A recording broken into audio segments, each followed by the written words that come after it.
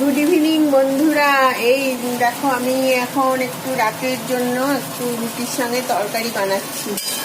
এই দেখো এখানে তরকারিতে দিয়েছি আলু, পটল, কুমড়ো আর ক্যাপসিকাম, কারি পাতা ফোড়ন দিয়েছিলাম।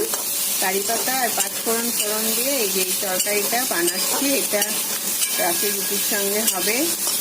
নুন দিয়েছি, একটু হলুদ দিয়ে ভাজা ভাজা হয়ে গেছে। এটা হচ্ছে আমি বানাচ্ছি। আর এদিকে আমার আটা মাখাও হয়ে গেছে। এই যে আটা মেখে রেখেছি, এই যে আটা মেখে রেখেছি, রুটি হবে। এই হচ্ছে আজকে আমার রাত্রেবেলার জন্য বানাচ্ছি। আমার ডিনার আলাদা আছে, আমি অবশ্য রুটি তরকারি খাবো না, আমি খাবো আলাদা। সেটা দুপুরে করেছিলাম ডিমের ঝোল ভাত, সেটাই আমি খেয়ে নেবো। আমি তো রুটি খাই না, কারণ রুটি আমার ভালো লাগে না খেতে, তো আমি রুটি খুব কম খাই, রুটি আমি খাই না।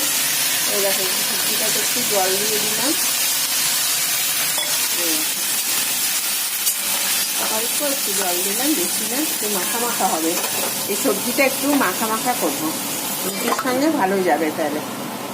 তো এটাই এখন বানাচ্ছি, তারপরে আমি ডিনার করব। আমার ডিনারে ওই ডিমের ঝোল ভাত করেছিলাম, একটু ভাত আছে, এই যে কলেজে ডিমের ঝোল একটু আছে, আর এই যে একটুখানি ভাত আছে।